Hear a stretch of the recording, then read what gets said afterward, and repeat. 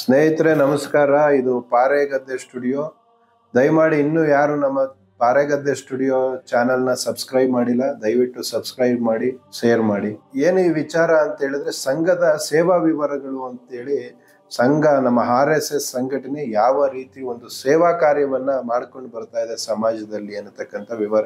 ಒಂದು ಗ್ರಾಮೀಣ ಅಭಿವೃದ್ಧಿ ಅಂತಂದ್ರೆ ಭಾರತದ ನಿಜವಾದ ಶಕ್ತಿನೇ ಹಳ್ಳಿಗಳು ಉದ್ಧಾರವಾದ್ರೆ ಭಾರತ ಉದ್ಧಾರ ಆದಂತೆ ಅನ್ನುವಂಥ ಒಂದು ಧ್ಯೇಯದಲ್ಲಿ ಭಾರತದ ನಿಜವಾದ ಶಕ್ತಿಯೇ ಹಳ್ಳಿಯಾಗಿರ್ತದೆ. ಹಾಗಾಗಿ ಹಳ್ಳಿಗಳು ಸ್ವಾವಲಂಬನೆಯಾಗಿರಬೇಕು, ಶುದ್ಧ ಮತ್ತು ಶಿಕ್ಷಣ ಸಂಸ್ಕಾರಯುತವಾಗಿ ಬಲಿಷ್ಠವಾಗಬೇಕು ಅನ್ನತಕ್ಕಂಥದ್ದು ಸಂಘದ ಒಂದು ಉದ್ದೇಶ.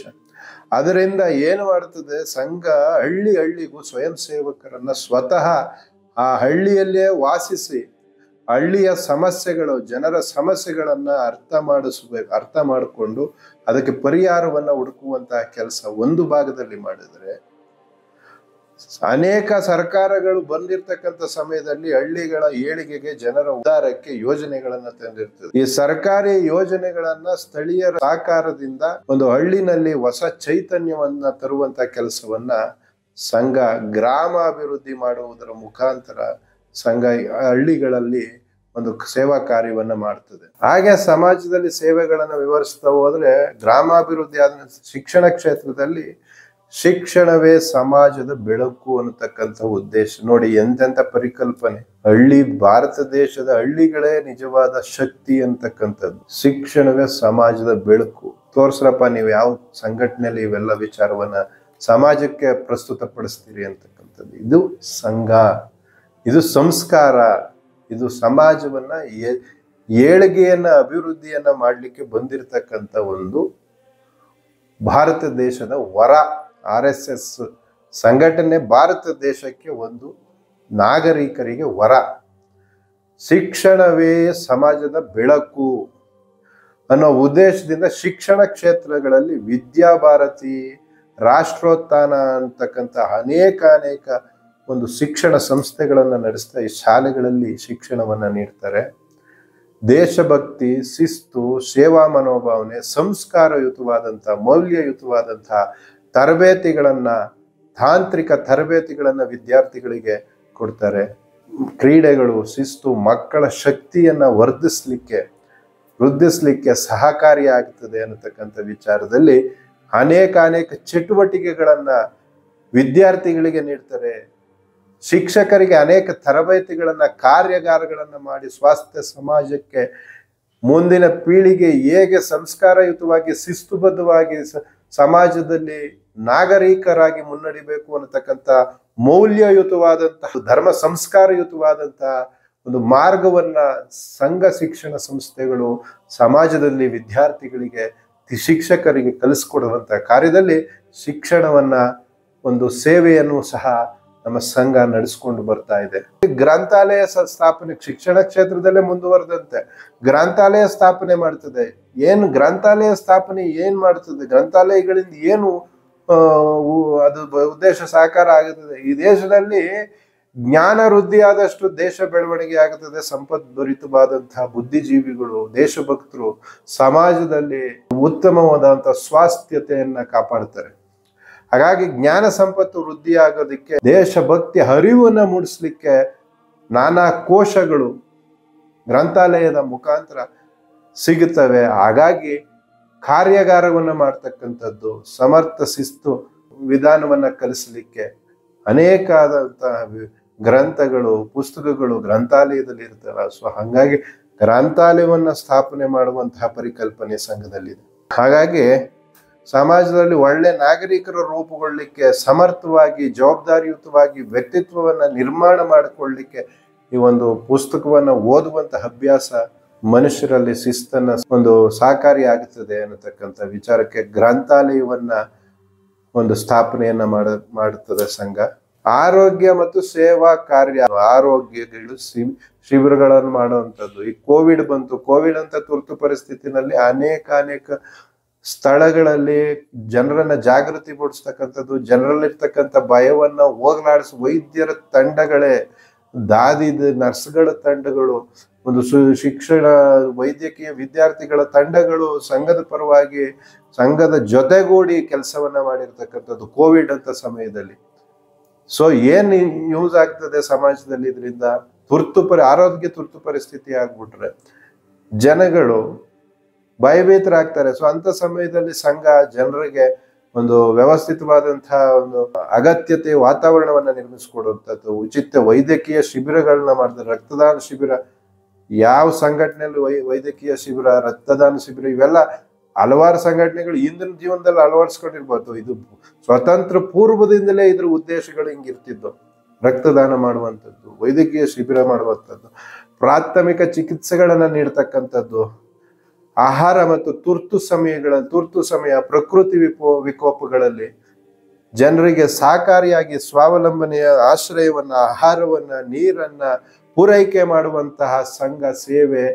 ಯಾವುದೇ ಒಂದು ಎಕ್ಸ್ಪೆಕ್ಟೇಷನ್ ಅಂತಾರಲ್ಲ, ಪ್ರತಿಫಲ ಅಪೇಕ್ಷೆ ಇಲ್ಲದೆ ಸಮಾಜಕ್ಕಾಗಿ, ಸಮಾಜದಲ್ಲಿರ್ತಕ್ಕಂಥ ಜನರ ತುರ್ತು ಸಮಯವನ್ನ ನಿಭಾಯಿಸುವಲ್ಲಿ ಸಂಘ ತನ್ನ ಹೆಗಲನ್ನ ಕೊಡಲಿಕ್ಕೆ ಯಾವತ್ತೂ ಹಿಂಜರಿಯುವುದಿಲ್ಲ. ಇಂತಹ ಸೇವಾ ಕಾರ್ಯ ಸ್ವತಂತ್ರ ಪೂರ್ವದಿಂದ ಇವತ್ತಿಗೆ 100 ವರ್ಷಗಳ ಕಾಲವೂ ಸಹ ಸಂಘ ನಡೆಸಿಕೊಂಡು, ದೇಶ ವಿದೇಶಗಳಲ್ಲಿಯೂ ಸಹ ಸಂಘದ ಒಂದು ಸೇವಾ ಕಾರ್ಯ, ವಿಪತ್ತಿನ ಸಮಯದಲ್ಲಿ ಸಂಘ ನಡ್ಕೊಂಡಂತಹ ಒಂದು ಸಹಕಾರ ಮನೋಭಾವ ಅನೇಕ ದೇಶಗಳಿಂದ ಶ್ಲಾಘನೆಯನ್ನ ಪಡೆದಿರ್ತಕ್ಕಂಥದ್ದು ಸಂಘಕ್ಕೆ ಒಂದು ಕೀರ್ತಿಯಾಗಿರುತ್ತದೆ ಸ್ನೇಹಿತರೆ.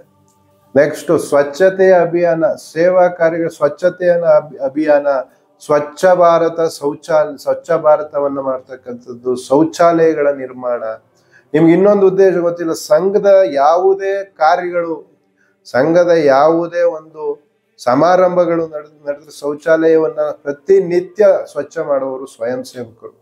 ಯಾವುದೇ ಜಾತಿ ಜನ್ಮಗಳಿಲ್ಲದೇನೆ, ಯಾವುದೇ ಒಂದು ಸ್ತರಗಳ ಮೇಲು ಕೀಳು ಭಾವ ಇಲ್ಲದೇನೆ ಶೌಚಾಲಯವನ್ನ ಕ್ಲೀನ್ ಮಾಡ್ತಕ್ಕಂಥದ್ದು, ಸ್ವಚ್ಛಗೊಳಿಸ್ತಕ್ಕಂಥದ್ದು ಸಂಘದ ಸ್ವಯಂ ಸೇವಕರೇ. ಅದಕ್ಕೆ ಯಾವ ಕೂಲಿ ಆಳುಗಳು ಅಥವಾ ಅದಕ್ಕೆ ಯಾವುದೇ ವಿಧವಾದಂಥ ಜನಗಳಿರೋದಿಲ್ಲ. ಸಂಘದ ಸಮಾರಂಭಗಳಲ್ಲಿ ಶೌಚಾಲಯ ಅದು ಒಂದು ಉದ್ದೇಶವಾದರೆ ಅಭಿಯಾನವೇ ಮಾಡಿಕೊಂಡ ಸ್ವಚ್ಛತೆ ಅನ್ನತಕ್ಕಂಥದ್ದು ಅಭಿಯಾನವನ್ನೇ ಮಾಡಿರ್ತಕ್ಕಂಥದ್ದು ಸಂಘದ ಒಂದು ಸಂಸ್ಕಾರ. ಹಂಗಾಗಿನೇ ಮೋದಿ ಅವರು ಬಂದ ತಕ್ಷಣ ಗಂಗಾ ನದಿಯನ್ನ ಸ್ವಚ್ಛಗೊಳಿಸ್ಲಿಕ್ಕೆ ನಿಂತದ್ದು. ಏನು ಉದ್ದೇಶ? ಇದೇ ಸಂಸ್ಕಾರದಲ್ಲಿ ಈ ಸಂಘ ಏನು ಸಂಸ್ಕಾರ ಅಂದ್ರೆ ಸ್ವಚ್ಛತೆ ಅನ್ನತಕ್ಕಂಥದ್ದೇ ಒಂದು ಅಭಿಯಾನ. ನಮ್ಗೆ ಈ ಸಂಘದ ಶಾಖೆಗಳಲ್ಲಿ ಹೇಳ್ಕೊಡ್ತಕ್ಕಂಥದ್ದು ಇವೆಲ್ಲ ವಿವರಗಳನ್ನ. ಸೊ ಹಂಗಾಗಿ ಮೋದಿ ಅವ್ರು ಬಂದ ತಕ್ಷಣ ಮಾಡೋದ್ ಕೆಲಸ ಇದು. ನಮ್ಮ ದೇಶದ ಪವಿತ್ರವಾದ ನದಿಯನ್ನ ಪಾವಿತ್ರತೆ ಕಾಪಾಡಬೇಕಾದಂತ ವಿಚಾರ ನಮ್ಮೆಲ್ಲರ ಹೊಣೆ ಅನ್ನತಕ್ಕಂಥ ಸಾವಿರಾರು ಕೋಟಿನಲ್ಲಿ ಗಂಗಾ ಕಾರಿಡಾರ್ ಯೋಜನೆ ಮುಖಾಂತರ ಗಂಗಾ ನದಿಯನ್ನ ಸ್ವಚ್ಛಗೊಳಿಸ್ಲಿಕ್ಕೆ ಪಣ ತೊಟ್ಟ ಪ್ರಥಮ ಕೆಲಸ ಮೋದಿಯವರು. ಸೊ ಹಂಗಾಗಿ ಶೌಚಾಲಯಗಳ ನಿರ್ಮಾಣ ಶೌಚಾಲಯ ಸ್ವಚ್ಛ ಹಳ್ಳಿಗಳನ್ನು ಸ್ವಚ್ಛ ಮಾಡ್ತಕ್ಕಂಥದ್ದು, ಗ್ರಾಮಗಳನ್ನ ಸ್ವಚ್ಛ ಮಾಡ್ತಕ್ಕಂಥದ್ದು ಇವೆಲ್ಲವೂ ಸಹ ಸಂಘದಿಂದ ಬಂದಿರತಕ್ಕಂಥದ್ದು. ಪ್ಲಾಸ್ಟಿಕ್ ಮುಕ್ತ ದೇಶವನ್ನಾಗಿ ಮಾಡ್ತಕ್ಕಂಥದ್ದು, ಪ್ಲಾಸ್ಟಿಕ್ ಮುಕ್ತ ನಗರಗಳನ್ನಾಗಿ ಮಾಡ್ತಕ್ಕಂಥದ್ದು, ಶಾಲಾ ಆವರಣದಲ್ಲಿ ಮರಗಳನ್ನ ನಿರ್ಮಾಣ ಮಾಡೋದು, ವನಗಳನ್ನ ನಿರ್ಮಾಣ ಮಾಡೋದು, ನಗರಗಳಲ್ಲಿ ಉದ್ಯಾನವನಗಳನ್ನ ನಿರ್ಮಾಣ ಮಾಡೋದು, ಗಿಡ ನೆಡೋದು.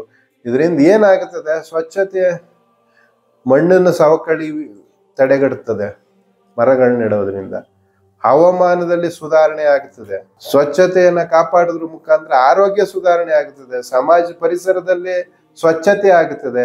ಅದೇ ರೀತಿ ಉದ್ಯಾನವನಗಳನ್ನ, ನಗರ ಪ್ರದೇಶದಲ್ಲಿ ಪಾರ್ಕ್ಗಳನ್ನ ನಿರ್ಮಾಣ ಮಾಡಲಿಕ್ಕೆ, ಶಾಲಾ ಆವರಣದಲ್ಲಿ ಮರ ಗಿಡಗಳನ್ನ ನೆಡುವಂಥದ್ದು, ಇವೆಲ್ಲ ಅಭ್ಯಾಸಗಳನ್ನ ಸಂಘದಲ್ಲಿ ಸಾಮಾಜಿಕ ಜಾಗೃತಿ ಒಂದು ಅಭಿಯಾನ ಆಗಿರ್ತದೆ. ಜನರಲ್ಲಿ ಆರೋಗ್ಯ, ಆಹಾರ ಒಂದು ವಿಚಾರದಲ್ಲಿ ಜಾಗೃತಿಯನ್ನ ಮೂಡಿಸ್ತಕ್ಕಂಥದ್ದು, ರೋಗ ರುಜಿನಗಳನ್ನ ತಡೆಗಟ್ಟುವಂತಹ ಒಂದು ವಿಧಾನಗಳನ್ನ ತಿಳುವಳಿಕೆ ಮಾಡ್ತಕ್ಕಂಥದ್ದು, ಇವೆಲ್ಲವೂ ಸಹ ಸಂಘ ಹೇಳ್ತಾ ಇದೀನಲ್ಲ, ಸಂಘ ಮಾಡದೇ ಇರುವಂತಹ ಕಾರ್ಯಗಳೇ ಇಲ್ಲ ಸಮಾಜದಲ್ಲಿ. RSS ಸಂಘಟನೆ ಇಲ್ಲದೆ ಹೋಗಿದ್ರೆ ಈ ದೇಶದಲ್ಲಿ ಅನಕ್ಷರಸ್ಥರು ಇದ್ದಂತಹ ಕಾಲದಲ್ಲೂ ಜಾಗೃತಿಯನ್ನ ಜಾಗೃತ ಸಮಾಜವನ್ನ ಜವಾಬ್ದಾರಿಯುತವಾಗಿ ನಡೆಸ್ಕೊಂಡು ಬಂದಿರತಕ್ಕಂಥ ಒಂದು ಹೆಮ್ಮೆಯ ಸಂಘಟನೆ ಅನ್ನತಕ್ಕಂಥದ್ದು ಯಾವ್ದಾದ್ರು ಇದ್ರೆ ಅದು ನಮ್ಮ RSS ಸಂಘಟನೆ. ಸೇವಾ ಕಾರ್ಯಕರ್ತರು ಸತತವಾಗಿ ನಡ್ಕೊಂಡು ಹೋಗ್ತಾ ಪರಿಸರ ಸಂರಕ್ಷಣೆಯಲ್ಲಿಯೂ ಸಹ RSS ಹಿಂದೆ ಬಿದ್ದಿಲ್ಲ. ಪ್ರಕೃತಿ ನಮ್ಮ ಬದುಕಿನ ಮೂಲ. ನೋಡಿ, ಒಂದೊಂದು ವಾಕ್ಯನ ಒಂದೊಂದು ಮುತ್ತು. ಪ್ರಕೃತಿ ನಮ್ಮ ಬದುಕಿನ ಮೂಲ ಅನ್ನತಕ್ಕಂಥ ಒಂದೊಂದು ಉದ್ದೇಶದಿಂದ ಮರ ನೆಡುವ ಅಭಿಯಾನ, ಹಳ್ಳಿ ನಗರಗಳಲ್ಲಿ ಉದ್ಯಾನವನ ಮಾಡೋದು, ಜಲಾಶಯಗಳನ್ನ, ಕೆರೆಕಟ್ಟೆಗಳನ್ನ, ಬಾವಿಗಳನ್ನ, ಕುಡಿಯೋ ನೀರಿನ ಮೂಲಗಳನ್ನ ಸ್ವಚ್ಛತೆ ಮಾಡ್ತಕ್ಕಂಥದ್ದು, ಇವೆಲ್ಲವೂ ಸಹ RSS ನ ಒಂದು ಕಾರ್ಯವಾಗಿರ್ತದೆ. ಸಾಮಾಜಿಕ ಏಕತೆ. ಏನು ಸಾಮಾಜಿಕ ಏಕತೆ ಅಂತಂದ್ರೆ ನಾವೆಲ್ಲ ಒಟ್ಟಾಗಿರ್ಬೇಕು ಅಂತಕ್ಕಂಥದ್ದೇ ಸಂಘದ ಮೂಲ ಉದ್ದೇಶ. ಅದನ್ನೂ ಸಹ ತನ್ನ ಸೇವಾ ಕಾರ್ಯದಲ್ಲಿ ತೊಡಗಿಸ್ಕೊಂಡಿರ್ತಕ್ಕಂಥದ್ದು. ಹಳ್ಳಿಗಳಲ್ಲಿ, ನಗರಗಳಲ್ಲಿ, ಕೇರಿಗಳಲ್ಲಿ ವಿವಿಧ ಸಮುದಾಯದ, ವಿವಿಧ ಸ್ತರದ, ವಿವಿಧ ಜಾತಿ ಜನಾಂಗದ ಜನರನ್ನ ಒಟ್ಟಾಗಿ ಸೇರಿಸಲು ಪ್ರಯತ್ನ ಮಾಡ್ತಕ್ಕಂಥದ್ದು ಸಹ ಅವರಿಗೆ ಸಾಮಾಜಿಕವಾಗಿ, ಆರ್ಥಿಕವಾಗಿ, ಔದ್ಯೋಗಿಕವಾಗಿ, ಒಂದು ಶೈಕ್ಷಣಿಕವಾಗಿ ಒಂದು ಸಹಾಯಕ್ಕೆ ಸಂಘ ನಿಲ್ತಕ್ಕಂಥದ್ದು. ಒಂದು ಸಮಾಜದಲ್ಲಿ ದುರ್ಗತಿಕರು, ನಿರ್ಗತಿಕರು, ಅನ್ನಾಹಾರಗಳನ್ನ ವಂಚಿತರಾಗಿರ್ತಕ್ಕಂಥ ಜನಾಂಗ, ಅನಾಥಾಶ್ರಮಗಳನ್ನ, ಆಶ್ರಯ ಶಾಲೆಗಳನ್ನ, ಹಿರಿಯ ನಾಗರಿಕರ ನೆರವನ್ನ, ಅಂಗವಿಕಲರಿಗೆ ನೆರವನ್ನ ನೀಡ್ತಕ್ಕಂಥದ್ದು. ಇವೆಲ್ಲವೂ ಸಹ ಸಾಮಾಜಿಕ ಕಳಕಳಿಯನ್ನ ಇಟ್ಟುಕೊಂಡು